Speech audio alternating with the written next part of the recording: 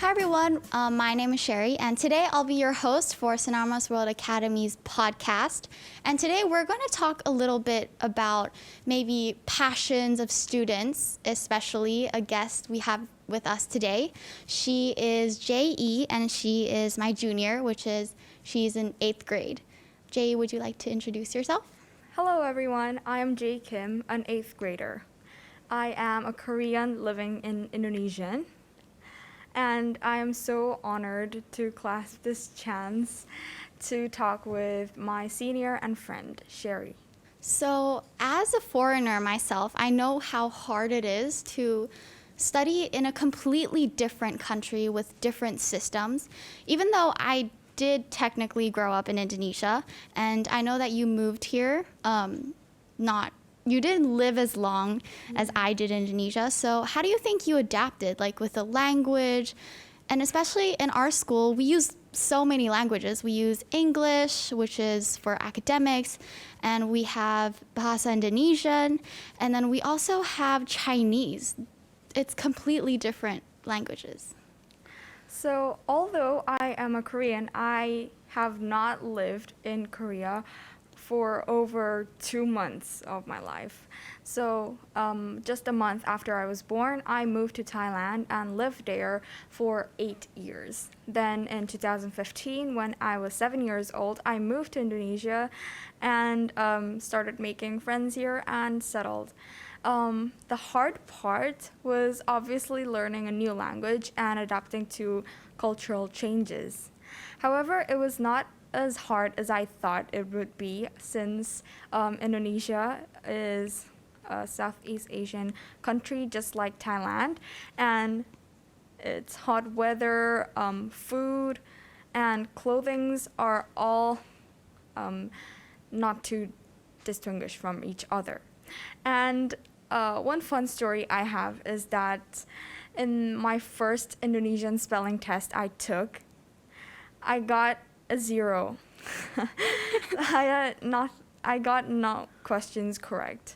So that was a fun story. But through my friends and families and acquaintances' support, I could learn the language faster and the culture and shift to my life here in Indonesia. That sounds amazing.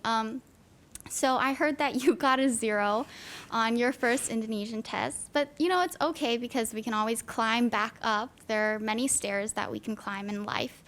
And so I heard, a little birdie told me that you're very brilliant. You're an A-star student. You usually, let's call you valedictorian for this session. I just want to ask, what did you feel like when you got that 0, or whenever you feel like you got a really bad score? What is your coping method?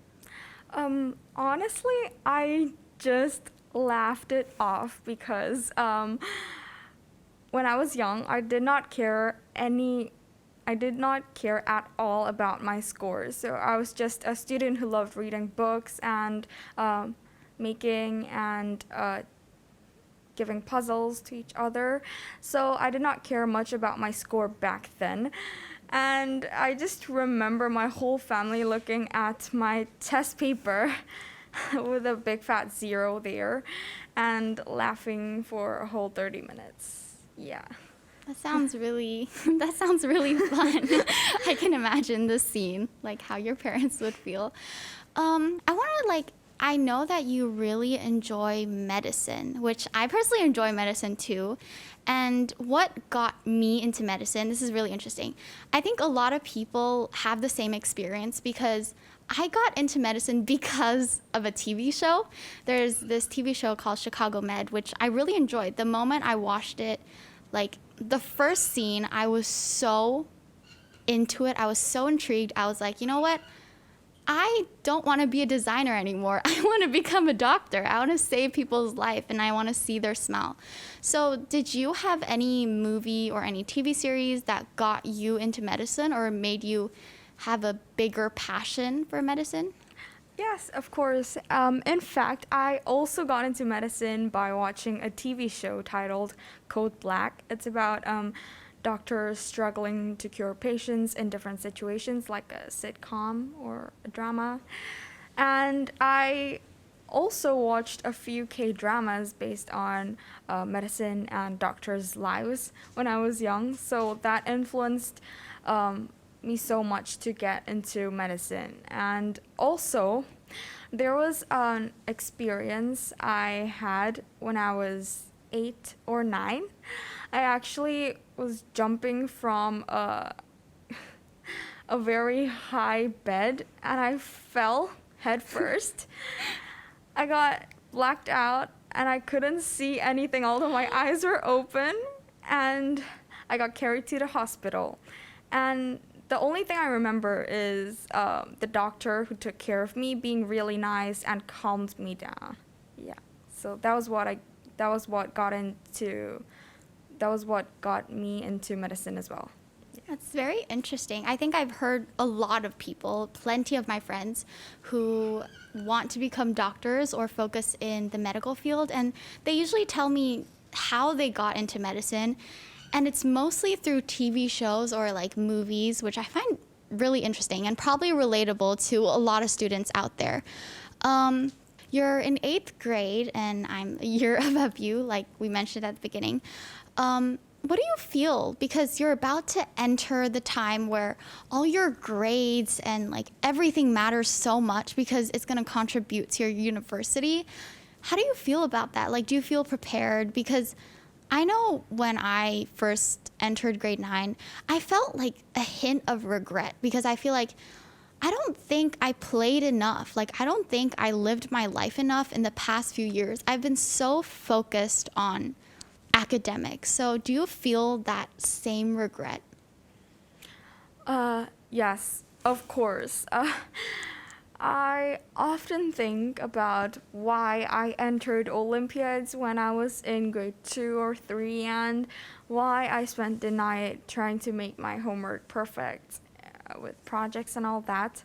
But coming to think of it, I think I'm very grateful that I actually got a chance to experience what it's like to study well in such a young age, which helped me build my own study practices and habits. And I believe these habits can help me greatly when I am in high school or university or have found my own job finally. And also a reason that I don't regret that much is because when I was young and I lived in Thailand, I used to go swimming every single day with my friends. So I didn't even have the time to dry my wet swimming suit. I just wore it over and over again. Yeah.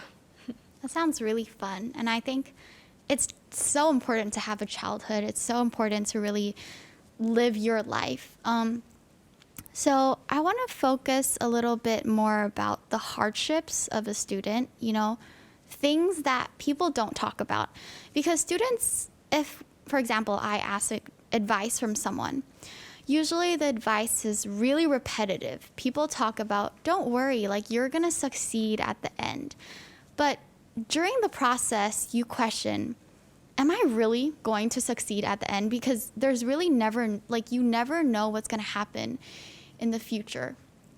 So I want to ask, like, how do you feel about that? Like that feeling of like you really don't know what's going to happen in the future. I really agree to that statement, and I often wish that I had the ability to look forward into the future so I can prevent any mistakes that I will make and maybe make changes to my life that will bring me success if I'm not successful as I thought I would be. But at the same time, I think that life is just a really fun journey. Like, no matter how many mistakes you make, you're just gonna learn from that. And I think it's just really fun to look back at yourself in the future and reflect on your mistakes. Just laugh them off. because that's part of the roller coaster that we're riding. Okay, let's move on to again the topic of like hardships of students, and a commonly talked like topic is procrastination. And procrastination is so common within students. Like I myself, I'm a huge procrastinator. Sometimes we have, let's say, like the deadline is next week. I start thinking about it the day it comes out, like the day the task comes out. And I think about it for like a week until like the last few days I'm like, I really need to do this. So like, do you have any ways that you cope with procrastination? Honestly, I define myself as a huge procrastinator. I just forget about all the tasks I have because the thought of submitting my summatives and formatives just stresses me so much. So I just start a day before the deadline normally. And my way of coping the consequences of my procrastination is just enjoying it. It's like so fun and thrilling, like being rushed by the clock and the ticking sound. So I just listen to fast tempo music and just dance when I'm just bored and not that passionate anymore. And I just try to enjoy the thrill because I think that's also a source of fun in my life. Yay. Procrastination is fun. That should be like everyone's life motto right now. Yeah. Maybe we shouldn't view procrastination as like a bad thing. Like maybe we should be like, be friends with procrastination or something like that. Do you have like any funny stories in which like maybe you accidentally embarrassed yourself at school? So basically where I'm going with this is kind of like more to mental health. So like personally, there was this one time where I joined like this Clash of Talents, which is our school's like talent show. And I went on stage. For some reason, I was not nervous at all. So I was gonna dance and like sing. And I went on stage. And the moment I got on stage, I forgot everything. And I think there was like 300 people inside the theater. And I started I don't know what I was doing. I was just like there, and then I just started to sing. So do you have like any embarrassing moments that maybe like to the viewers can be like they can feel relatable? Like it's okay to sometimes have embarrassing moments. It could be like related to school or academics or anything. So I am really often pained by this memory because it's just so embarrassing. It's one of my black pasts, but I'll reveal it. So when I was in grade 6, I had this graduation party with my whole grade in my old school, which had about 80 students in one grade. So it was a huge party, and we actually went to a hotel and borrowed a large hall so that all the students could have a mini Clash of Talents by themselves and perform what they wanted to perform all school years. So I chose to perform a song of BTS, The Truth Untold, with the piano. I actually taught myself individually. I taught myself through YouTube about the song. And I played it so much and so often that I could play the whole song without getting a part wrong with my eyes closed. And the moment I sat on the piano chair and looked at all of my classmates looking at me, I just forgot the whole notes. And gosh, the music was cut off, so I couldn't hear the first part of the music and had to start somewhere in the middle. So I just kept on repeating the song again and again 4 to 5 times until I just gave up and started from the first chorus. So that was really embarrassing. But it's okay because embarrassing moments are memories. We make embarrassing moments as like this is a memory. Like we're always making memories in life. And as I mentioned about mental health, which is it's such a like everyone talks about mental health today. As Gen Zs, we care a lot, like a lot about mental health. So I'm actually really grateful that our school, we have a counselor that would help with us whenever we feel like kind of nervous or like unsure of where we're going in life. And one thing that I really found amazing, I was like heartfelt. I was like, oh my God, like our school did this. So we had our semester exams in the past 2 weeks, right?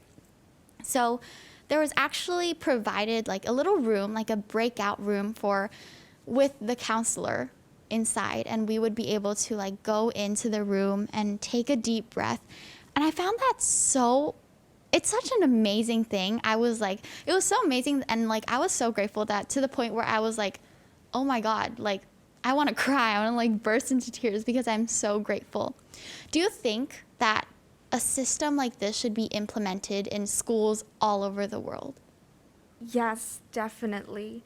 In my opinion, no matter how hard I try to get rid of my stress and anxious moments, I feel like it's always coming back to us unless we get help from professionals. So I think getting guidance from counselors, teachers, and acquaintances is a very effective way to do so. But I think that like everything must be secure, and information must not be leaked out to ensure students can open their minds and freely talk to their counselors. So you think it's like really important that Yes. people keep privacy to a certain level? Like you shouldn't share anything to like other people because of course that's like someone's business and that's not your business. And again, talking about, let's say, like anxiety. So let's talk about like test anxiety. So, or anything related to that, like how your image reflects you. So like for me, I've always been viewed as people call me an extroverted person, a person who likes to talk, a person who talks so easily to people. And like I'm really good at communicating, or I'm really good at not making things up, but constructing sentences to make it persuasive. But what people don't see is everything that's going on the inside when I'm communicating with people. Like, so I can feel anxious when I'm talking to people too, but to others, it's like, hey, you're like so confident. Why are you so confident when you talk? Like, you don't really understand how like I get anxious when I talk to people. But in reality, someone's image it's so different to like what someone thinks about. And for you, you're a brilliant student, so you're really good at test taking. You're really good at like academics.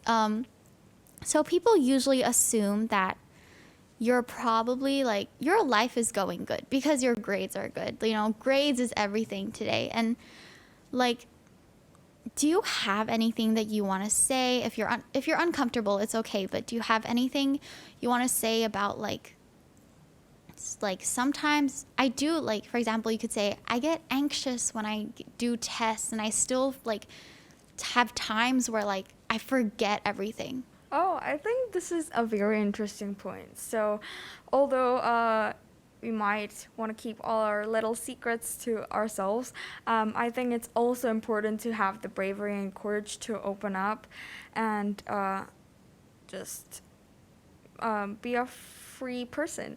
So, yes, I do have similar problems like that.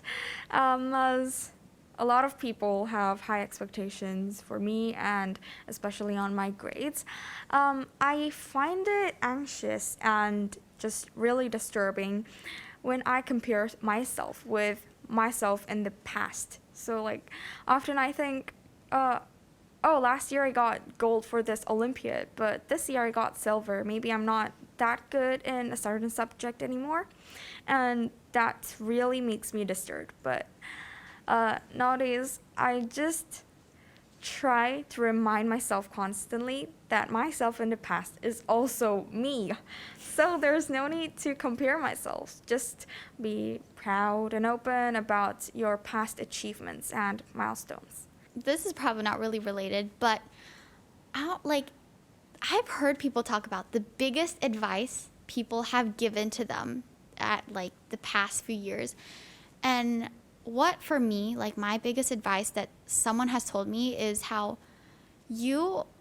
everything you're doing is like a memory of your future self. So your future self is looking at you right now. Like what we're doing here, like my future self is looking back and thinking about what I'm doing. So then that's what motivates me to do certain things, because I'm like, I don't want my future self to regret what I'm doing. I don't want my future self to think like, why did she do that, or why did she do this? So do you have like an advice that made you, I don't know, like something in your brain like just clicked and you're like, I want to change for the better? So when I first moved to the school, I was really anxious and just felt separated and isolated, because I went to my old school for 6 whole years. So it was really hard for me to separate with all of my friends and just move to a completely new school. So although I had friends, I just thought I was so lonely. And there was this one friend, actually friends, who told me, we'll be by your side. And then I was like, I was almost starstruck that people who I thought were not like as close as me were thinking about me and truly worrying for me. So that was the moment when I started to open my mind up and be more of an extrovert and optimistic person. Yeah. Speaking of this whole thing we're talking about, like mental health, anxiety, and the biggest advice, I have to tell the viewers out there something. Actually, before we started this, we both were like nervous. We were both like, oh my God, what am I supposed to do? Like, I think I forgot how to speak. And, but the moment we started, it was like a sense, well, for me, it was a sense of relief. And I was like, sometimes we tend to worry so much about the future, especially like university, like for example, worrying about like, what if no university accepts me? So do you have anything to say about university? Like, are you scared that like there's no universities that are going to accept you? Or like, are you scared that like, I don't know where my life is going at the moment? So for me, I always think about universities, whether they'll accept me, whether I match the criteria, and what I have to do to go to the university that I want to go to. But I really think the answer is, if there's no university who accepts you, like just teach yourself, like stay optimistic, and time will just do its magic. And as you know, all of the biggest companies in the world like Amazon and Samsung, they all started from small stores with such a small business. So I'll just say, don't worry and just live up your best in the present. Yeah. Yeah, living in the present is so important, but it's like so hard. Even adults struggle with living in the moment and just like remembering that like telling your brain like, hey, maybe we should focus on the now instead of like the future. And also regarding like university, like let's say you don't get accepted to university and you know you don't have anything to do with your life. But recently, so there's an app called TikTok, which probably everyone knows about, right? And I've seen many adults, successful adults, as in like people who earn a lot of money and are living really happily, talk about they didn't have the best grades in high school, but for some reason, you know, they're here. Like today, they are at their position. And Although this might sound like a taboo topic, but of course, this is all opinionated. I want to ask you, what do you think about like people who like people who don't continue school and start a business? Like they start a business and they grow and grow and grow. What do you think about that? Just think it's so cool. Like, whenever I watch videos about people having small businesses at such a young age, like lip gloss or slime, it also kind of wakes the business side of me and makes me want to start a small business on my own. So I'd say I have no stereotypes or prejudices to people who don't choose to go to university and just straight away start having jobs. I think it's really cool, and even though we're going through different routes, we'll just meet at one point of our lives. Speaking of slime, I'm pretty sure a lot of us had like small businesses as a kid, like you're selling your friends slime that you made from home.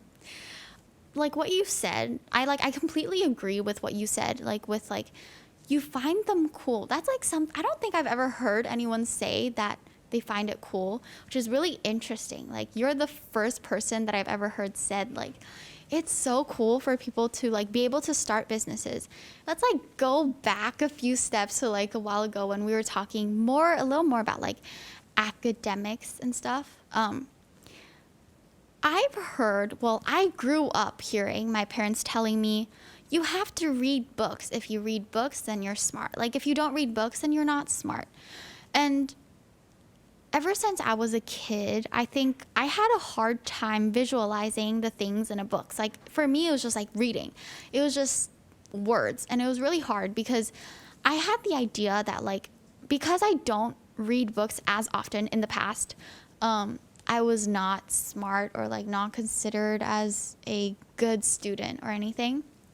But then I grew up and I was like, actually, I do enjoy books. When someone tells me that, like, when no one is there to tell me you should read books, then for some reason I'm just like, oh, I like books. And there's this book that I recently got. It's about like how the world works.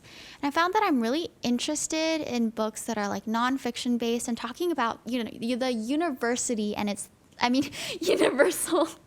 The universe and its like theories and all of that stuff. And I gain a lot of knowledge from that. So do you prefer, okay, I'm going to ask you, like, do you prefer reading books that are more like nonfiction, you're going to learn about a lot of facts, or do you prefer to read books that are fantasy, like, for example, books like Six of Crows, The Giver, The Golden Compass, like those type of books? Which one do you prefer? Obviously, fantasy. I enjoy reading fantasy books so much that I would always dream of the story of the book, but the protagonist changed into me every time I read a fantasy book and go to sleep. Like, there are many fantasy books that I have read so far, like The Land of Stories, The House of Secrets, I'm Number 4 series, and so much. And a really large merit of these books is that it actually makes me question everything. Like, it makes me question little things, as if this table will move when no one is here in the room, or are there parallel universes and doppelgangers as well. It just makes me question everything, which is so fun to deal with and imagine. Yeah. So you're talking about imagination, and I also learned, actually, imagination is such a huge thing. And I know there's a cliche old saying that like no questions are dumbfounded or no questions are like bad. And I think like I remember when I was 2 years ago, I think I was in chemistry, and the teacher taught me like, hey, Sherry, there's no such thing as like, don't be afraid to ask questions. Don't be afraid to question the questions, if that makes sense. Like sometimes you can look at something and even if it sounds like crazy to other people, in reality, don't you think that's how like scientists discovered things? Because for example, how would scientists know something is real without like when they first started, people must have thought this person is crazy. Like what is this person talking about? Like you're doing something absurd. It's not ideal. It's not ethical or anything like that. So, yeah, like as you said, questioning things, it's very important. It's also a part of growing up, puberty, and like us, we're going through puberty. We question a lot of things, like a lot. Have you tried meditation? Yes, I obviously did, but every single trial I did turned into a failure. I just ended up sleeping for 3 to 4 hours. So I don't think meditation suits me that much. But relaxing to good and soothing music itself just interests and surprises me. Yeah. I like completely relate to you like 150% because I've also done a bunch of like meditation videos and usually the first 15 minutes, like let's say the first 15 minutes, I would always be like, wow, I feel everything leaving my body.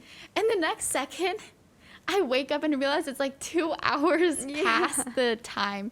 And the video's like, it's another video. It's usually like, it could be like a craft making video that I wasn't even listening to. And in fact, we had meditation sessions in the past in our school. And what's so funny is that, so we got to bring blankets and like little pillows, stuffed animals and stuff. And we went inside. So everyone would go inside and everyone would start like meditating.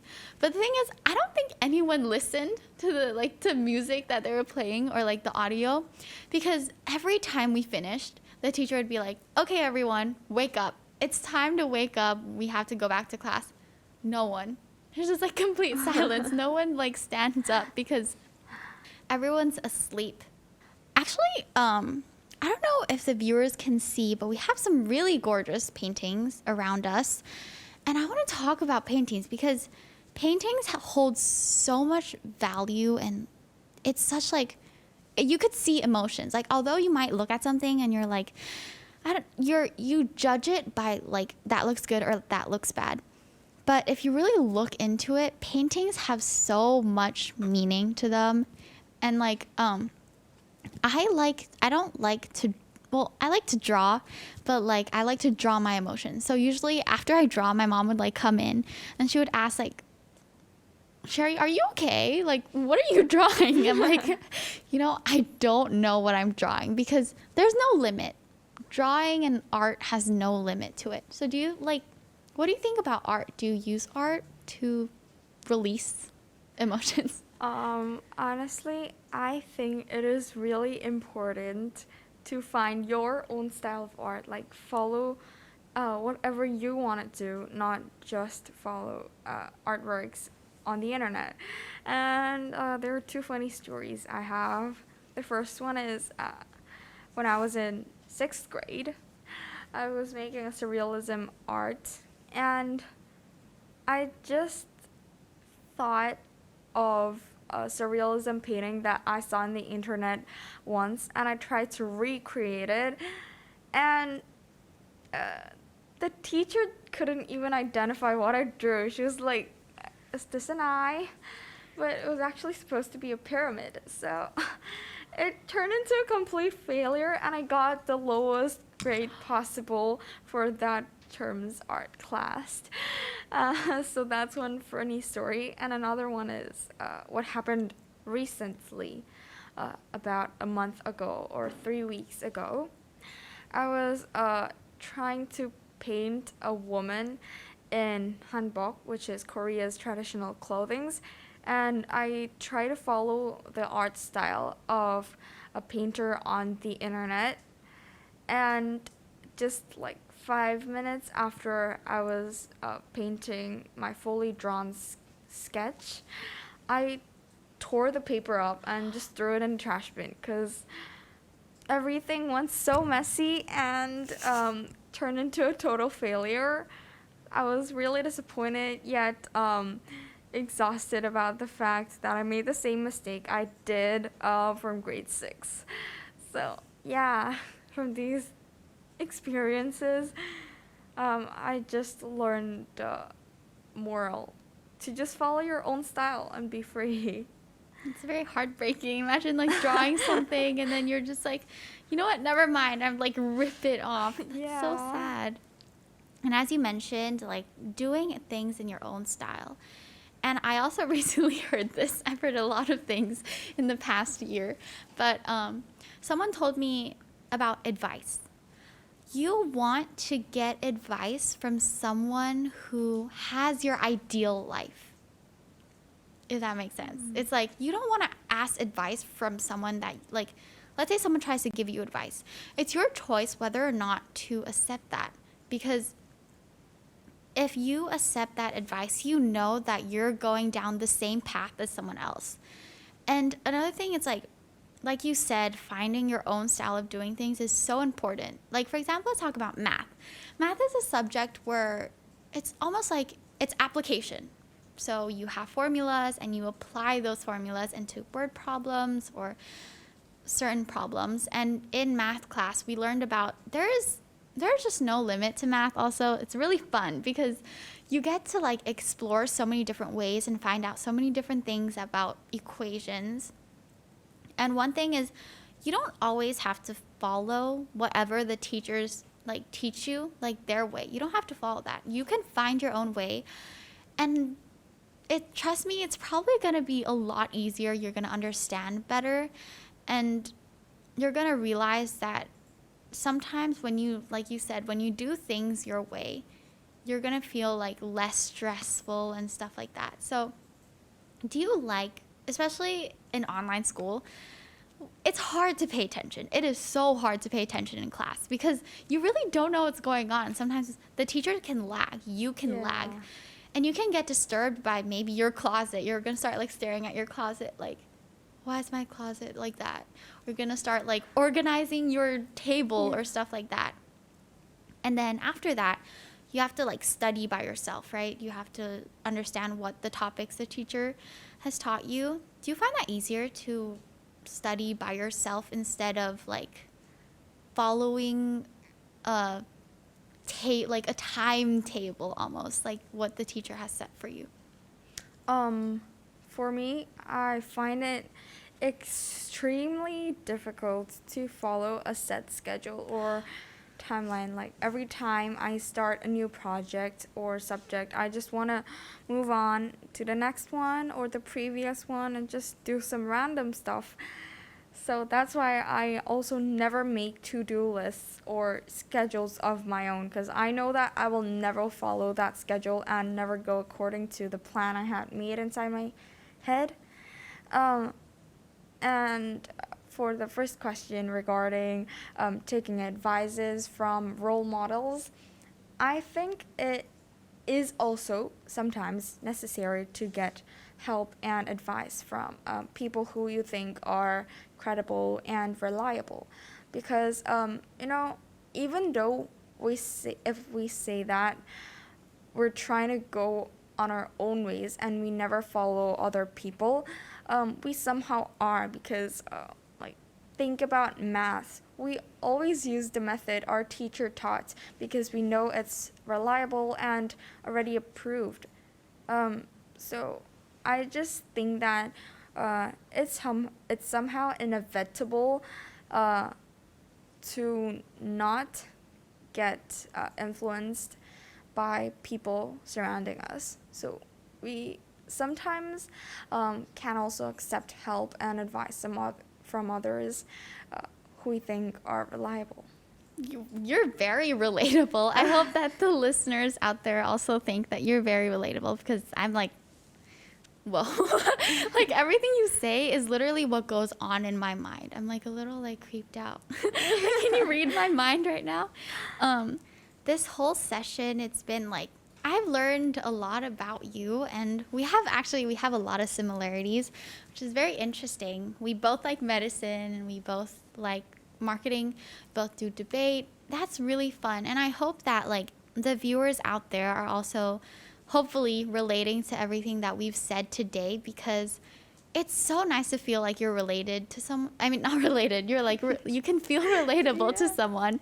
And because it gives you a sense of comfort, and it's amazing to feel that way. So before we end the session, do you have anything to say to those people? It's okay, like, it's okay if they're older than you. You can always get advice from someone younger than you. It's totally fine. There's nothing to be embarrassed about. So do you have any advice?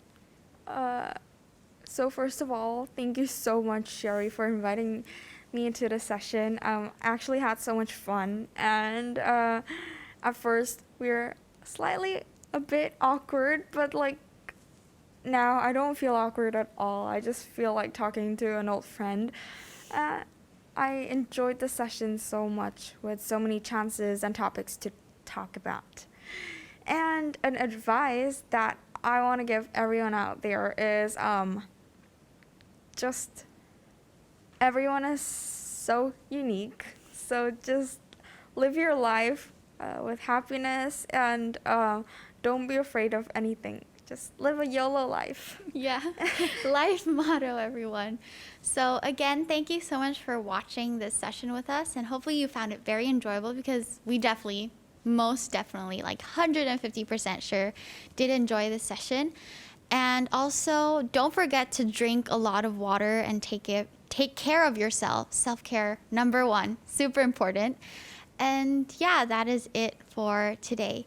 See you maybe next time. Bye. Bye.